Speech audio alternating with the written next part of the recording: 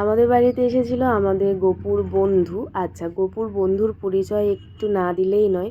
গপুর বন্ধুর বাড়ি হচ্ছে আমাদের পাশের বাড়ি। আমাদের পাশের বাড়ির কাকিমার গোপাল, কাকিমা বাড়ি না থাকার কারণে গপুকে আমাদের বাড়িতে দিয়ে গেছিলো। আর দুই বন্ধু পাশাপাশি বসে এত সুন্দর লাগছিল। আর এখানে কিন্তু আমার মায়ের গোপালটিও আছে। তিনজনকে ভীষণ সুন্দর লাগছিল। মা সকালবেলায় আমাদের জন্য করেছিল চা আর সঙ্গে দিয়েছিল বাদাম মুড়ি। আজকে আমাদের সমাজের কিছু মানুষের কাহিনী তুলে ধরছি আমি।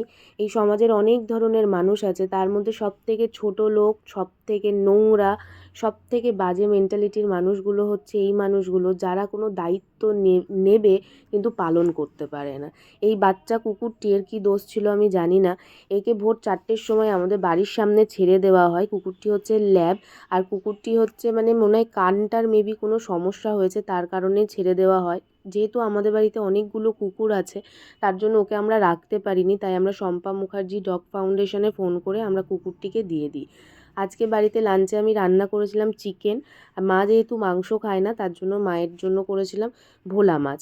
আমাদের বাড়িতে যেহেতু অনেকগুলি নারকেল গাছ আছে, আর নারকেল আমার বরাবর ভীষণ প্রিয় একটি ফল, তাই মাকে বললাম, মা কাউকে দিয়ে একটু নারকেল পাড়াও, নারকেল খাবো। তাই মা অনেকগুলো নারকেল পাড়িয়েছিল। আর ডাবের জলগুলো এত মিষ্টি ছিল।